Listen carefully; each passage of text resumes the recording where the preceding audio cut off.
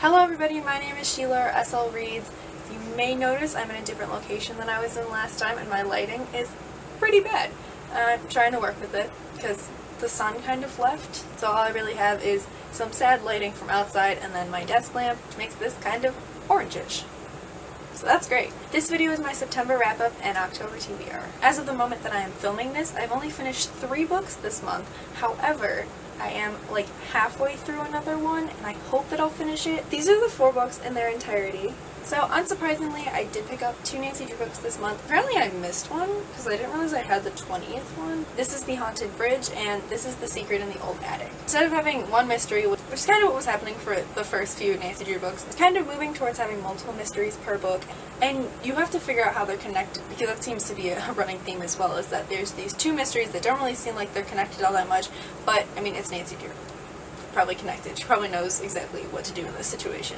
This one had some pretty inaccurate expectations of Black Widow spiders, like that they wouldn't kill you immediately, which I thought was kind of weird. Because she like killed one with a shoe, and I was like, honey, that Black Widow would have like picked you up and you would have died. So that's what I thought. Another book that I read this month was Tower of Dawn by Sarah J. Maas. This was released earlier in the month, I believe like the 5th of September. I was kind of nervous about ordering it. I kind of ordered it because I wanted to buy another book that was coming out on the same day and everything, and I just wanted to get my Amazon order to over $25 so that I could get free shipping. I wanted to read this book. I just didn't know if I wanted to wait until I heard more about it or if I wanted to read it right away. So I ended up reading it right away.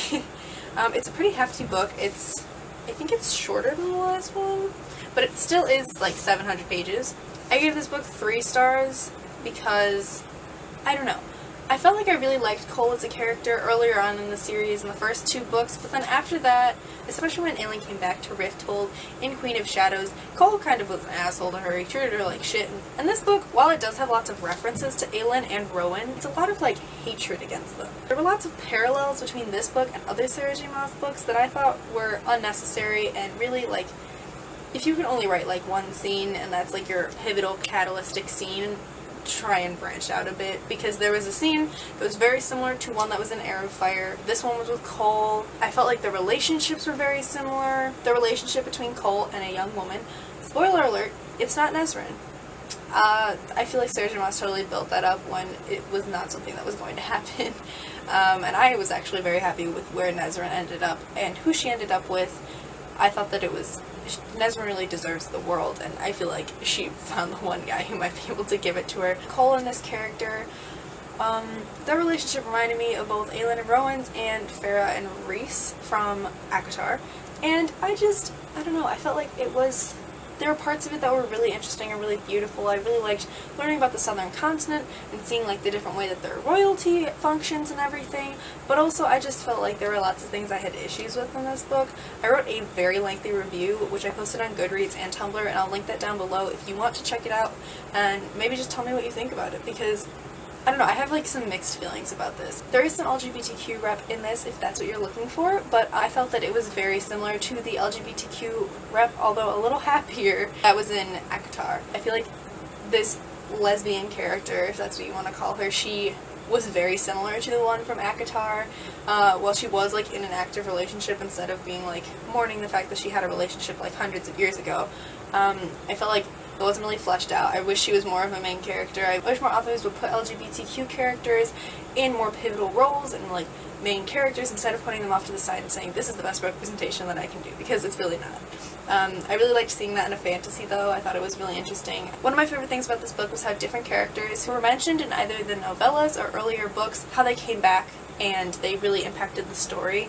And this was something that I really liked about the end of Empire of Storms, how people who Aelin had met like a long time ago ended up coming back and coming to her aid. I thought that really showed the impact that she has. And after the events of Empire of Storms, she probably feels very alone, and she doesn't really know that she has all these people who are like coming to help her just because of like little deeds that she did, which were very small at the time but ended up being really important later. And I feel like that's something that's really interesting and something that's really true, is that if you do like one like nice thing, then it can come back and really help you later on. The most recent book that I finished in September would be Hunting Prince Dracula by Kerri Maniscalco.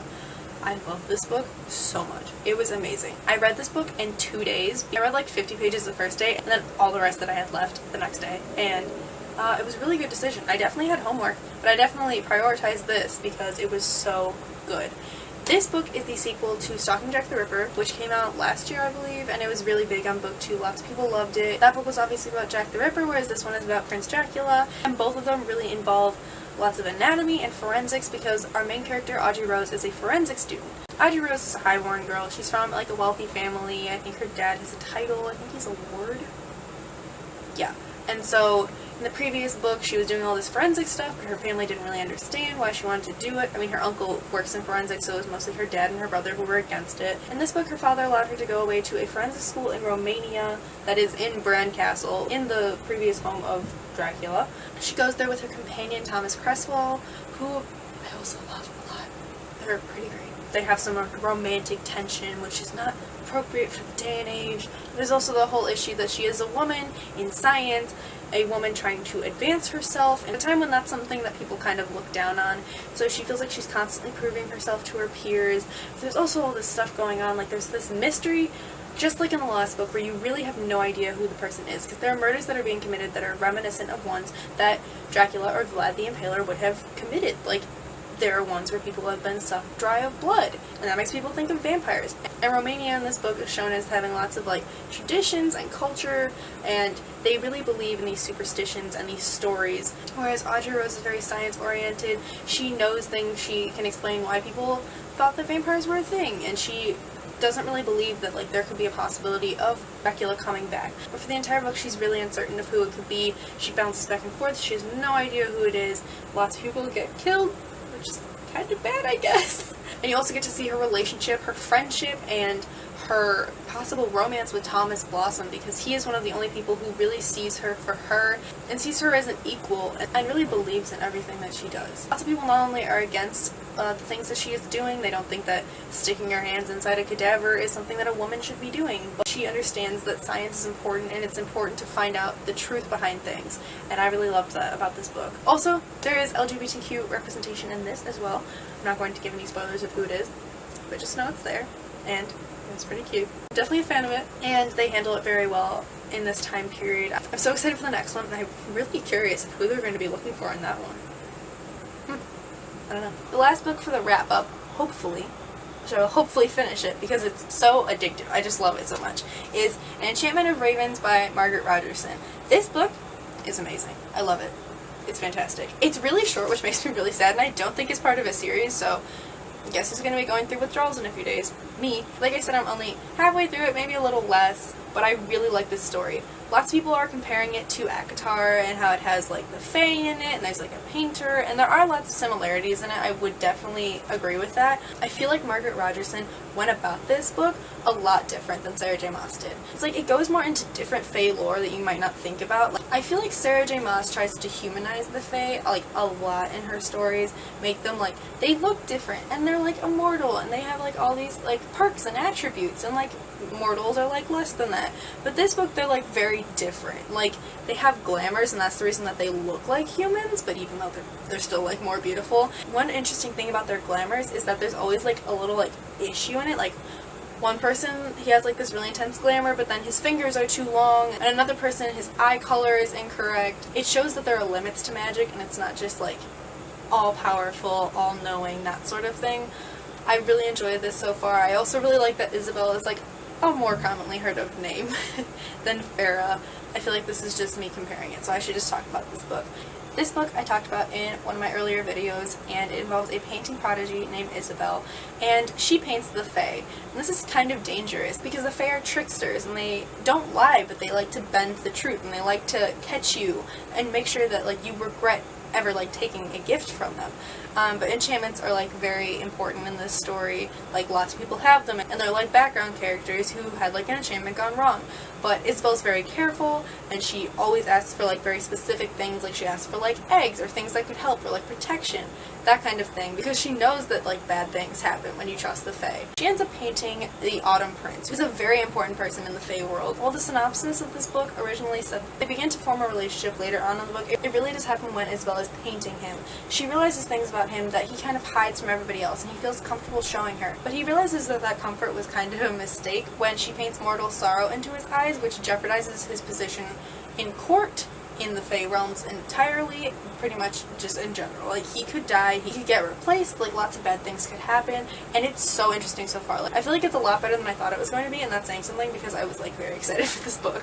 So, for my wrap-up, I do have quite a few books on here, but I feel like it's not going to be that hard for me to get to them because some of them are ones that I've already read. I said I wanted to have a spooky, scary Halloween month, which lots of booktubers have mentioned in their videos. I feel like there's this vibe everybody gets this time of year that makes you just want to read these, like, mysteries or these scary stories or something magical. I'm just very excited to read lots of these books this month, and so I will start with The Raven Cycle. As I mentioned in one of my previous videos, I am absolutely in love with the Raven Cycle series, and I really want to reread it sometime soon, and I was thinking October seems like a good time. I only read this series for the first time a few years ago. I really wanted to read these again, see what things I didn't notice before, which hopefully there is something, because I know every single time I reread Harry Potter, I notice something that I didn't really notice before, and I feel like that's such an awesome thing about reading, is that sometimes you're reading it and you're so excited about it that you read through it a little bit fast, but then you like realize that there are these quotes, these like little gems that you missed out on, and that's something I'm really hoping to see in this book. I really wanted to pick up this series again, especially right now, because yesterday I realized how soon it is until Maggie Stiefvater's next book, All the Crooked Saints, comes out, and it comes out on October 10th, I believe. I would have included it in this TBR except for one thing.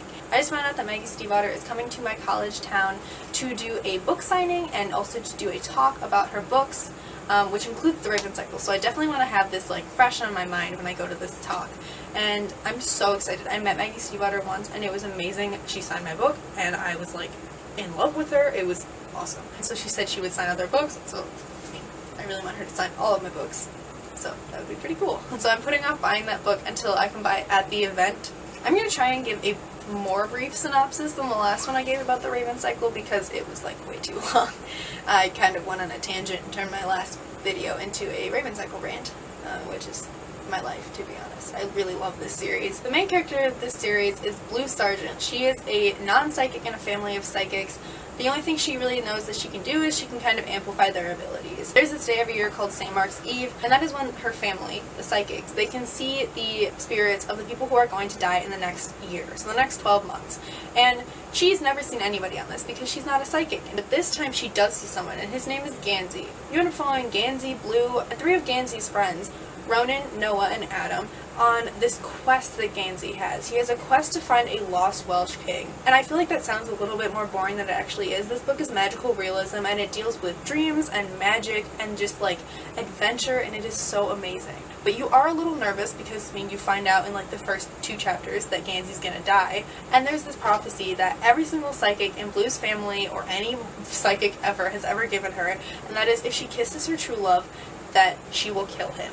And she finds out that the only reason she would have seen Gansey is if he's her true love or if she kills him. And so that makes us a little nervous for him. This story has a great family aspect with Blue's family, and like it's a very strong bond, but it also has this great relationship between all of these friends. This book also deals really well with wealth versus poverty because 2 of the characters are more impoverished than the rest of them, who are very rich. They go to this really rich school, they're from really rich families, and I love it so much. I really wish I was in this world. There's 4 books in this series. The Raven Boys, The Dream Thieves, Blue Lily Lily Blue, and The Raven King. While it might seem a bit ambitious to read all of that series this month, I do have 2 other books on this TBR, and one of those is The Language of Thorns by Leigh Bardugo.